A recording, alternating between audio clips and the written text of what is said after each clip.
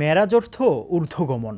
লাইলাতুল মেরাজ বা মেরাজের রজনীকে উপমহাদেশে শবে মেরাজ নামে চিনে। এই রাতে মহানবী হজরত মোহাম্মদ সাল্লাল্লাহু আলাইহি ওয়াসাল্লাম অলৌকিক উপায়ে ঊর্ধ্বাকাশে আরোহণ করেছিলেন এবং মহান আল্লাহর সঙ্গে সাক্ষাৎ করেছিলেন। মহানবী সাল্লাল্লাহু আলাইহি ওয়াসাল্লাম সশরীরে সজ্ঞানে জাগ্রত অবস্থায় জিব্রাইল আলাইহিসসালাম ও মিকাইল আলাইহিসসালামের সঙ্গে বিশেষ বাহন বোরাকের মাধ্যমে মেরাজের রাতে সফর করেন। তিনি মসজিদুল হারাম থেকে মসজিদুল আকসা হয়ে প্রথম আসমানে গমন করেন।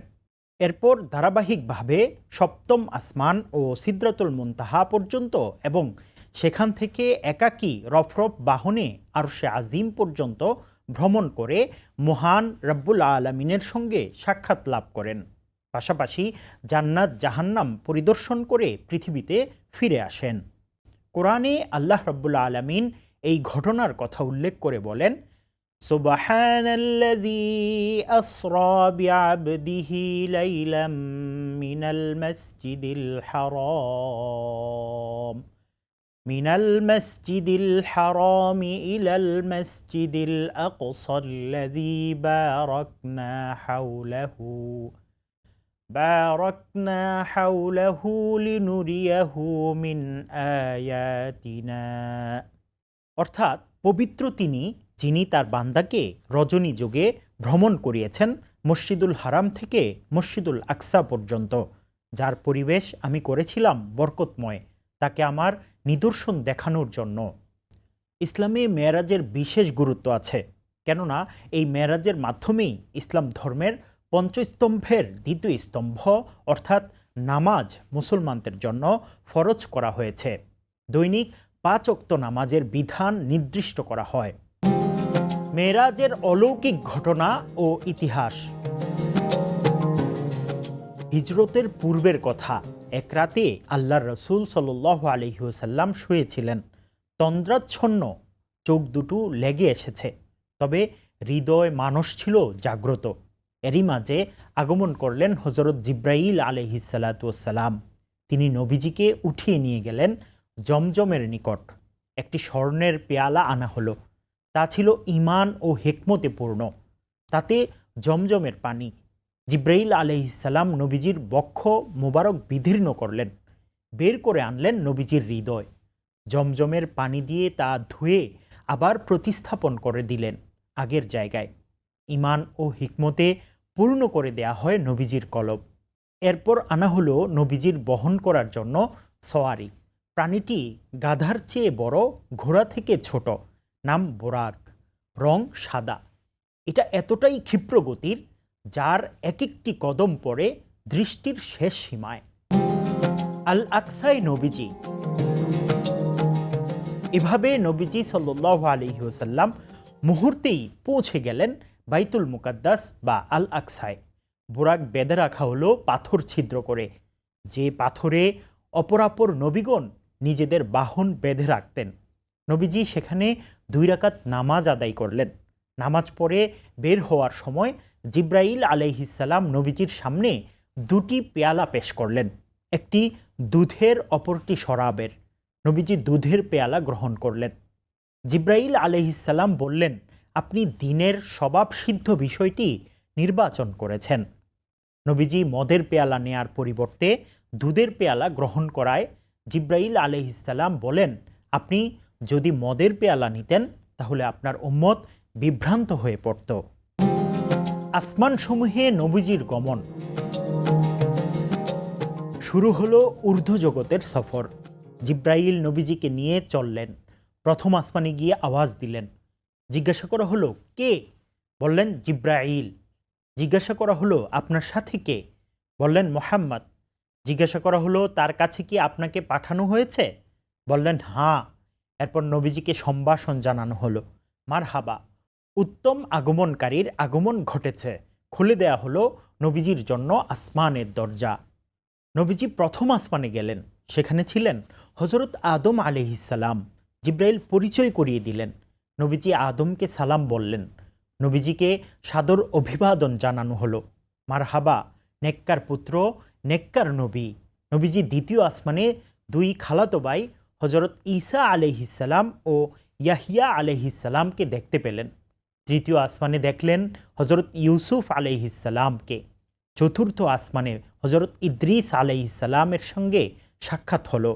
পঞ্চম আসমানে হজরত হারুন আলাইহিসসালাম, ষষ্ঠ আসমানে হজরত মুসা আলাইহিসসালাম, সপ্তম আসমানে হজরত ইব্রাহিম আলাইহিসসালামের সাথে দেখা হলো। জিব্রাইল আলাইহিসসালাম পরিচয় করিয়ে দিলেন, ইনি আপনার পিতা, সালাম করুন। নবীজি হজরত ইব্রাহিম আলাইহিসসালামের সাথে সালাম বিনিময় করলেন। প্রত্যেক নবীরেই মুহাম্মদ সাল্লাল্লাহু আলাইহি ওয়াসাল্লামের জন্য মন ভরে দোয়া করলেন। এরপর নবীজিকে নিয়ে যাওয়া হয় বাইতুল মামুরে। সেখানে প্রতিদিন 70,000 ফেরেশতা আসে। এরপর এই 70,000 আর ফিরে আসে না। এভাবে প্রতিদিন 70,000 করে ফেরেশতাদের নতুন নতুন কাফেলা আসতে থাকে। এরপর গেলেন সিদরাতুল মুনতাহার দিকে। সেখানে আছে একটি কুল বৃক্ষ, যার এক একটি পাতা হাতির কানের মতো, আর এক একটি ফল মটকার মতো বড় বড়। যখন ওটাকে আল্লাহর বিধান আচ্ছন্ন করে নিল, তা পরিবর্তিত হয়ে গেল। সৃষ্টির কারো সাধ্য নেই তার সৌন্দর্যের বিবরণ দেবার। জিব্রাইল আলাইহিসসালাম বললেন, এটা সিদরাতুল মুনতাহা। এখানে 4টি নহর, 2টি অদৃশ্য আর 2টি দৃশ্যমান। নবীজি জিজ্ঞাসা করলেন, দৃশ্যমান নদী দুটো কোনগুলো? জিব্রাইল বললেন, অদৃশ্যমান 2টি জান্নাতে, আর দৃশ্যমান 2টি হলো নীল নদ ও ফুরাত নদ। 50 ওয়াক্ত থেকে 5 ওয়াক্ত নামাজ। আল্লাহ তাআলা নবীজিকে দিন রাতে উম্মতের জন্য 50 ওয়াক্ত নামাজ ফরজ করে দিলেন। নবীজি আল্লাহর পক্ষ থেকে নামাজের এই হাদিয়া নিয়ে ফেরত আসছিলেন। এর মধ্যে দেখা হজরত মুসা আলাইহিসসালামের সাথে। হজরত মুসা আলাইহিসসালাম জিজ্ঞাসা করলেন, আল্লাহ আপনার উম্মতের জন্য কি দিয়েছেন? নবীজি বললেন, 50 ওয়াক্ত নামাজ। হজরত মুসা বললেন, আপনার উম্মত রাত দিনে 50 ওয়াক্ত নামাজ পড়তে পারবে না। আপনার আগে আমি উম্মতের মধ্যে ছিলাম দুনিয়ায়। আপনি আল্লাহর কাছে গিয়ে নামাজ আরও কমিয়ে আনেন। নবীজি সে মতে আল্লাহর কাছে গিয়ে কম করে দেওয়ার দরখাস্ত করলেন। আল্লাহ 5 ওয়াক্ত কমিয়ে দিলেন। এভাবে কয়েকবার আল্লাহর কাছে ফিরে গিয়ে দরখাস্ত করতে করতে উম্মতের জন্য 5 ওয়াক্ত নামাজ কমিয়ে আনেন। শেষবার আল্লাহ বললেন, মুহাম্মদ, এই হলো দিন রাতে 5 ওয়াক্ত নামাজ। প্রত্যেক নামাজের বিনিময়ে 10 নামাজের সওয়াব। এভাবে বান্দা 5 ওয়াক্ত নামাজ পড়ে 50 ওয়াক্ত নামাজের সওয়াব পাবে। কেউ কোনো ভালো কাজের ইচ্ছা করবে কিন্তু করতে পারবে না, তার জন্য নেকি রয়েছে, 1 নেকি। আর যদি ভালো কাজটি করে তাহলে তার জন্য 10টি নেকি। আর কেউ কোনো মন্দ কাজের ইচ্ছা করলে কোনো গুনাহ লেখা হবে না, তবে তা করে বসলে 1টি গুনাহ লেখা হবে। নবীজি এই সওগাত নিয়ে ফেরত আসছিলেন।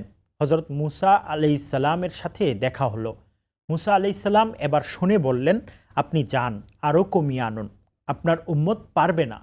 বনি ইসরাইলের বিষয়ে আমার অভিজ্ঞতা আছে। নবীজি বললেন, আমার আর কিছু বলতে লজ্জা হচ্ছে। নবীজিকে যখন বোরাকে তোলা হচ্ছিল তখন বোরাক উদ্যত দেখালো। তখন জিব্রাইল আলাইহিসসালাম বললেন, মুহাম্মদের ক্ষেত্রে এরকম করছিস? তোর উপর তো এর চেয়ে শ্রেষ্ঠ কেউ কোনোদিন চড়েনি। এ শুনে বোরাক ঘর্মাক্ত হয়ে গেল। নবীজির জন্য জান্নাতি উপহার। আল্লাহ তাআলা নবীজির জন্য যে বিশেষ উপহার হাউজে কাউসার রেখেছেন, প্রথম আসমানে নবীজিকে তা দেখানো হয়। নবীজি সেই কাউসারের বিবরণও দিয়েছেন। নবীজি সাল্লাল্লাহু আলাইহি ওয়াসাল্লাম যখন প্রথম আসমানে যান, দেখেন এক ব্যক্তি তার ডান পাশে কিছু রূহ আর বাম পাশে কিছু রূহের কাফেলা। তিনি ডান দিকে তাকালে হাসেন আর বাম দিকে তাকালে কাঁদেন। তিনি নবীজিকে সম্ভাষণ জানালেন। নবীজি জিজ্ঞাসা করলেন, জিব্রাইল, ইনি কে? জিব্রাইল বললেন, ইনি আদম আলাইহিসসালাম, আর তার 2 পাশে তার সন্তানদের রূহ। ডান দিকের গুলো জান্নাতি আর বাম দিকের গুলো জাহান্নামী।